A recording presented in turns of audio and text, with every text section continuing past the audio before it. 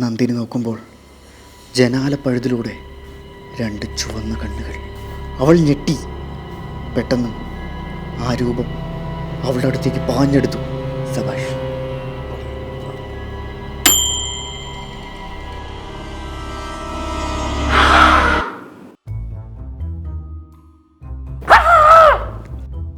സമയം കളയാതെ പോണം മിസ്റ്റർ. ഞാൻ ഏതാണോ? നിന്നെ ഒന്നും പറഞ്ഞിട്ട് കാര്യമില്ല. പണ്ടൊക്കെ വെള്ള സാരി ഉടുത്ത് നടക്കുമ്പോ എല്ലാവരും പേടിക്കുമായിരുന്നു. ഇപ്പൊ നീയൊക്കെ കൂടെ എന്നെ കോമഡി പീസ് ആക്കിയില്ലേ? അല്ല, എന്താ നിങ്ങളുടെ പ്രശ്നം? നിനക്കൊക്കെ കണ്ണിച്ചോഴുണ്ടെങ്കിൽ നീയൊക്കെ ഈ പരിപാടി ചെയ്യോ? നീയൊക്കെ ഇങ്ങനെ എഴുതി വെച്ചത് കാരണം എനിക്കൊന്നും പുറത്തിറങ്ങി നടക്കാൻ പറ്റുന്നില്ല. അല്ല, എന്താ എഴുതിയെന്ന് ഈ പറയുന്നത്? നീയൊക്കെ പ്രേതത്തിനെ കൊണ്ട് എന്തൊക്കെയാണോ ചെയ്യിപ്പിക്കുന്നത്? പറക്കുന്ന പരിപാടി നിർത്തിച്ച് അത് പോട്ടേന്ന് വെക്കാം.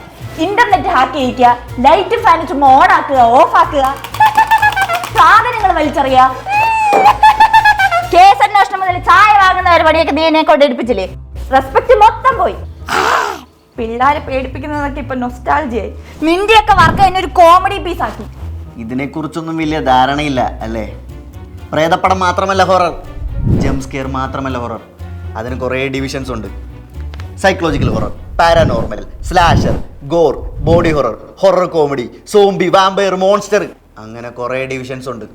എന്തിനാ ഇത്രയധികം ഡിവിഷൻസ്? എല്ലാം പേടിപ്പിക്കുന്ന തന്നെയല്ലേ?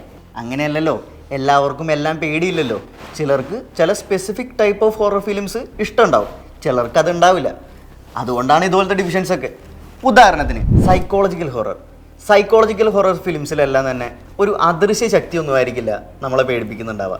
ഒരാളുടെ മാനസികാവസ്ഥയൊക്കെ ലിങ്ക് ചെയ്തിട്ടുള്ള ഹൊറർ ആയിരിക്കും അതിൽ ബിൽഡ് ചെയ്യുന്നുണ്ടാവുക.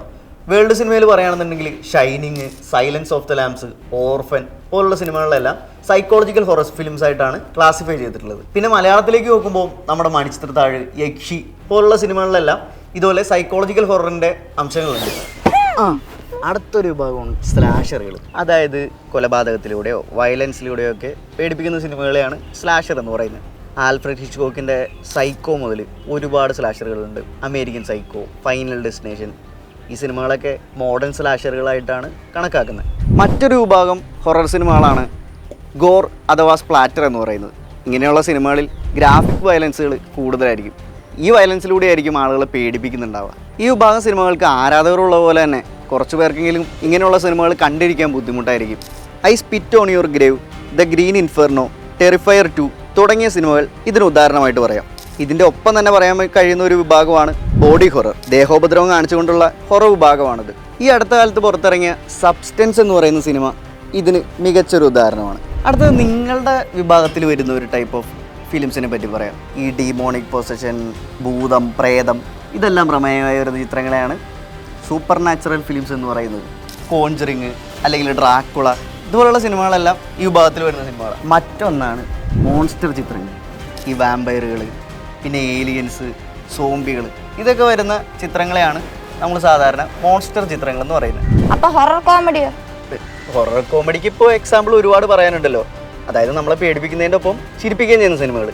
മലയാളത്തിൽ ഇപ്പോൾ ഈ അടുത്ത കാലത്ത് രോമാഞ്ചവും, അടികപ്പിയാരെ കൂട്ടമണിയും, ഹലോ മമ്മി ഉൾപ്പെടെ ഹൊറർ കോമഡി ചിത്രങ്ങളാണ്. ഇന്ത്യയിൽ ഈ വർഷം റിലീസായ ഏറ്റവും വലിയ ഹിറ്റ് ചിത്രങ്ങളിലൊന്നാണ് സ്ത്രീ 2.